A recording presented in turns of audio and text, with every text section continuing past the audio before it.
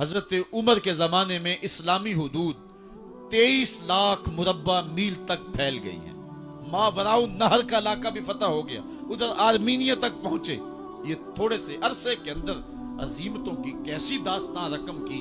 اقبال تڑپ کے کہتے ہیں دی ازانے کبھی یورپ کے کلیساؤں میں، کبھی افریقہ کے تپتے ہوئے صحراؤں میں، دشت و دشت دریا بھی نہ چھوڑے ہم نے، بحر ظلمات میں دوڑا دیے گھوڑے ہم نے۔ حکمران تو وہ تھے لوگوں کی دہلیز پہ امن دینے والے، لوگوں کی چوکھٹ پہ جو ہے وہ نور بانٹنے والے۔ حضرت عمر دن کو تخت حکومت پہ بیٹھتے تھے اور ان کا تخت کو سونے زبرجد کا نہیں تھا، مسجد نبوی کی چٹائی تھی، اور سارا دن وہاں بیٹھ کے لوگوں کی باتیں سنتے، اور جب رات کے اندھیرے گہرے ہوتے عمر بھیس بدل کے مدینے کی گلیوں کا گشت کرتے۔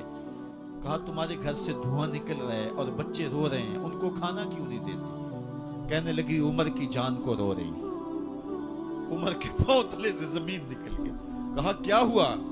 کہا 3 دن سے ہمارے ہاں کھانے کے لیے کچھ نہیں ہے، روزانہ بچے روتے ہیں اور میں ہنڈیا کے اندر پتھر ڈال کر کے نیچے سے آگ ڈالتی رہتی ہوں کہ بچے انتظار کر کر کے سو جائیں گے، کم بخت سو بھی نہیں رہے، اور وہ پتھر پکیں گے بھی کیا، اور میں عمر کی جان کو رو رہی ہوں۔ حضرت عمر کا کلیجہ دہلنے لگا، فوراً پلٹے واپس بیت المال میں آئے، گھی کا ایک کنستر لیا، آٹے کی بوری لی، مرچ مسالہ جات بہت کچھ اٹھایا، اپنے کندھے پہ رکھا، بوری اپنی کمر پہ لا دی۔ عمر بیت المال سے نکلے تو آپ کے خادم اسلم نے دیکھ لیا، آگے بڑھا، کہا میرے آقا میں اٹھاتا ہوں۔ عمر کی آنکھوں میں آنسو ہے۔ کہا اسلم قیامت کے دن میرا بوجھ اٹھا لو گے؟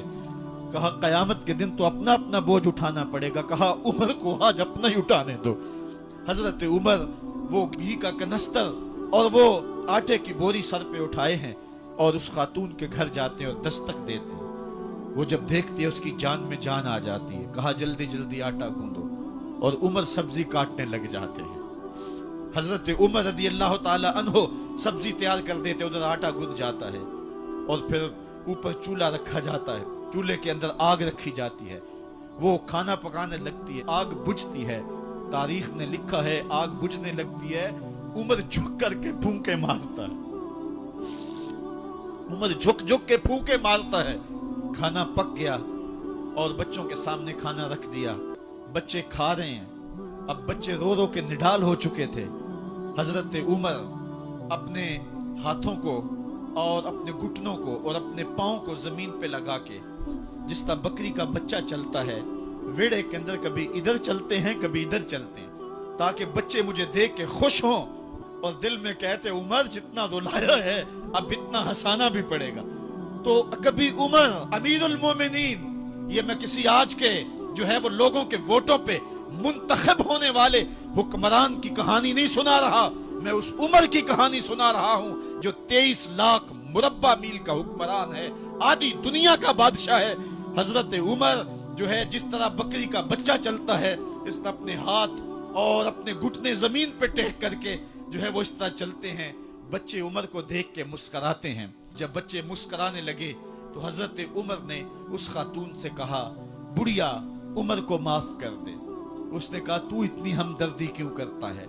کہا عمر بیچارہ بڑا پھنسا ہوا ہے، فکر ہے اس کو یرموک و فسطاط و حلوان کی، جب فتح ہے مصر تو تیاری ہے ایران کی، آتے جاتے وفد سے ملاقات بھی کرتا ہوگا اور شب کو معلوم حالات بھی کرتا ہوگا، کانٹوں میں الجھی ہوئی بیچارے کی جان ہے، نیند اس کو بھی آتی ہے، آخر وہ انسان ہے، میری بہن عمر کو معاف کر دے۔ اس نے کہا نانا عمر کی بات میرے سامنے نہ کر، قیامت کا دن ہوگا، عمر کا گریبان ہوگا اور میرا ہاتھ ہوگا۔ جب اس نے یہ بات کہی تو عمر برداشت نہ کر سکے، بچوں کی طرح بلک بلک کے رونے لگے۔ کہا وہ بد نصیب عمر تیرے سامنے ہے، آج ہی کہلا جو کہنا ہے، قیامت کے دن مجھے معاف رکھنا۔ اس نے کہا تو عمر ہے؟ کہا بد نصیب عمر تیرے سامنے کھڑا ہوں۔ میرے عمر کہتے ہیں اگر دجلہ کے کنارے ایک بکری کا بچہ بھی پیاسا مر گیا، اس کا حساب بھی عمر